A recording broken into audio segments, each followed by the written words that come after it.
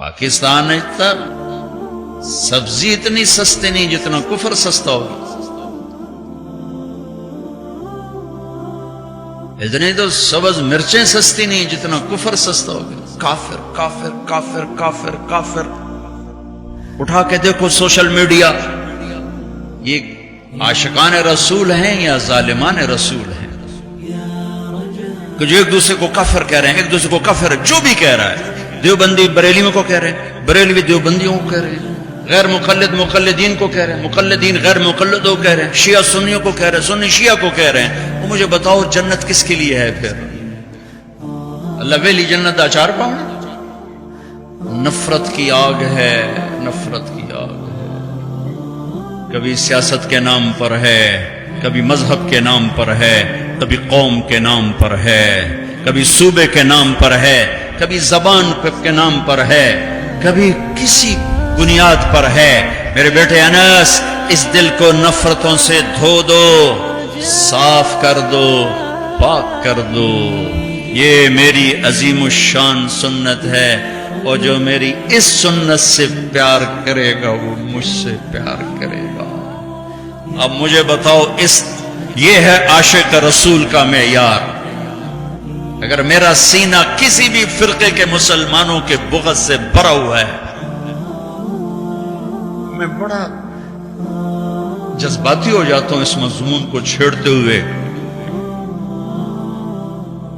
مجھے غم لگتا ہے، غصہ نہیں، غم لگتا ہے. اور یہ آگ تم تاجروں نے نہیں بھڑکائی، یہ آگ اصحاب منبر نے یہ آگ لگائی.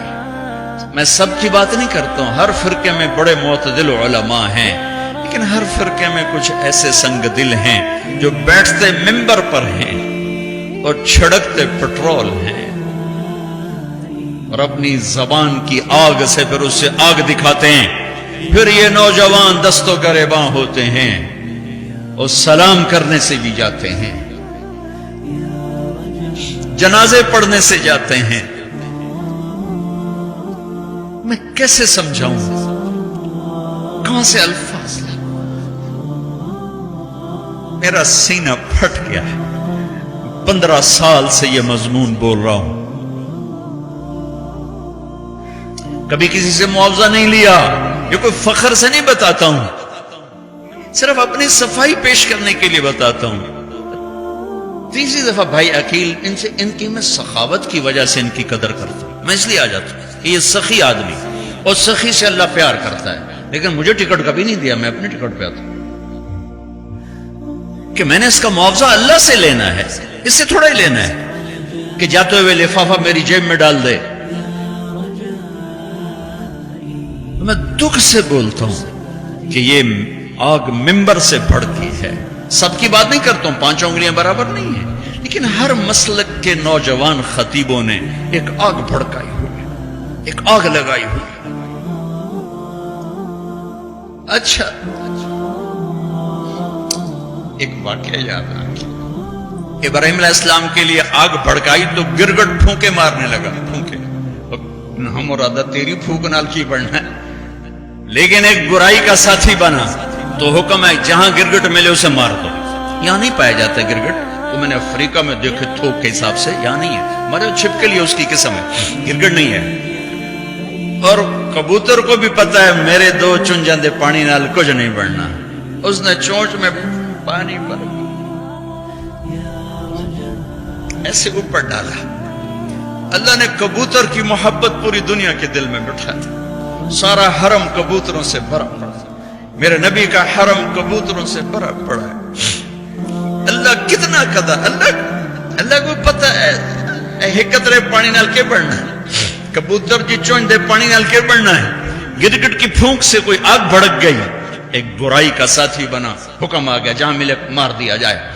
کبوتر ایک اچھائی کا علمبردار بنا، حرم بھر دیا کبوتروں سے. دونوں حرم بھر دیے، کبوتروں کی محبت دلوں میں ڈال دی. کبوتر بادوں سے پوچھو کیسے اتنا بیوی سے پیار نہیں کرتے جتنا کبوتروں سے پیار کرتے. مجھے پتا ہے میں اس آگ کو نہیں بجھا سکتا، لیکن میں اللہ کے نبی کی بارگاہ میں کہہ سکوں گا یا رسول اللہ میں تو کبوتر بننے کی کوشش کرتا رہا.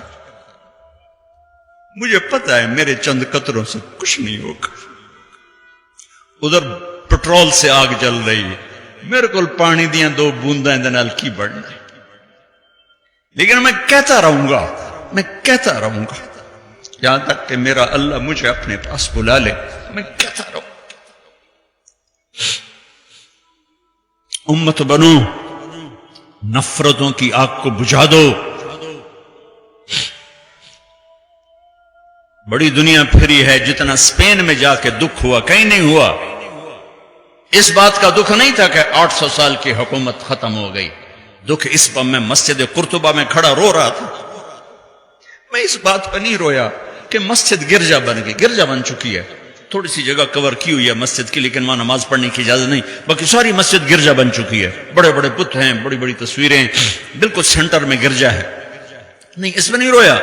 رویا اس بات پر, محراب کے سامنے کھڑا تھا اور مجھے وہاں قرطبی نظر آ رہے تھے نماز پڑھاتے ہوئے, ابن عربی کے فلسفے نظر آ رہے تھے, اللہ کی معرفت کی گتھیاں سلجھا رہے تھے, بقی ابن مخلد کا درس حدیث نظر آ رہا تھا, قرطبی کا درس تفسیر نظر آ رہا تھا, یحییٰ بن یحییٰ اندلسی کے درس حدیث کی مجلس نظر آ رہی تھی. لیکن وہ میرے خوابوں میں تھا, باہر تو بت پڑے ہوئے تھے. اور میں جو دکھی ہوا کس بات پہ ہوا کہ جس وجہ سے اسپین کی مسجدیں گرجا بن گئی, 800 سالہ حکومت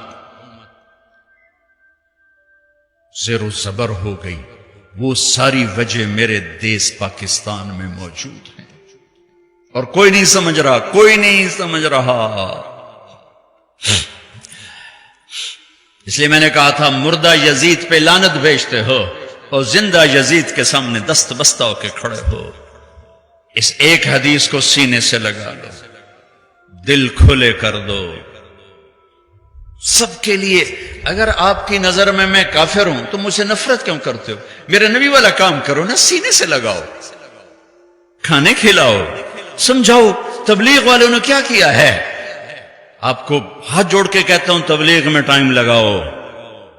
پوری دنیا میں واحد دین کی محنت ہے جس نے محبت کا وہ پیغام پہنچایا ہے کہ امت کو فرقہ واریت سے نکال کر ایک امت پنے کی شکل دکھائی ہے. میرے نبی نے کیا کیا؟ عبداللہ بن ابی کا جنازہ پڑھا دیا. میرے نبی نے کیا کیا؟ منافق مسجد میں بیٹھے ہوتے تھے اور آپ کو ایک ایک منافق کا پتا تھا, یہ منافق, یہ منافق, یہ منافق. کبھی نہیں مجلس سے اٹھایا. تو ایک کام تو یہ کرو کہ اپنے دل کو نفرتوں سے پاک کرو. امت بن کے رہنا زیادہ پسندیدہ ہے اللہ رسول کو, یا کسی فرقے کا جھنڈا اٹھا کے کھڑے ہونا اللہ رسول کو زیادہ پسند؟ رہو اپنے اپنے فرقوں میں رہو. میں تمام اسلامی فرقوں کو سلام پیش کرتا ہوں, لیکن میں یہ ہاتھ جوڑتا ہوں کہ یہ جو ایک دوسرے کے دستوں گریباں ہو اور ایک دوسرے پر تم نے کفر کی توپیں چلائی ہوئی ہیں, اللہ کے واسطے انہیں محبت کے بول میں تبدیل کر دو. ایک دوسرے کے گلے لگ جاؤ, ایک دوسرے کو کھلے ماتھے سلام کرو, ایک دوسرے کے پیچھے نمازیں پڑھو, ایک دوسرے کو قریب بٹھاؤ. اپنے نبی کی, تم چھوڑو مولوی کی بات, میری تھوڑا قرآن اٹھا کے پڑھ لو, قرآن اٹھا کے پڑھ لو, خود پڑھو. سارے تم پڑھے ہوئے بچے بیٹھے ہوئے ہو, اپنے نبی کی سیرت پڑھو. میری گل کتے مار چھڑو, مینوں دفع کرو, میں کون ہاں, میں مشتخاق. اپنے رب دا قرآن پڑھو, اپنے نبی دی حدیث پڑھو, اپنے نبی دی زندگی پڑھو, تو انہوں پتہ لگ جائے. تو آج ایک اپنے نبی کی ایک عظیم الشان سنت پیش کر رہا ہوں کہ اس دل کو سب کی نفرت سے صاف کر دو. نیت کر دو نا سارے بھائی.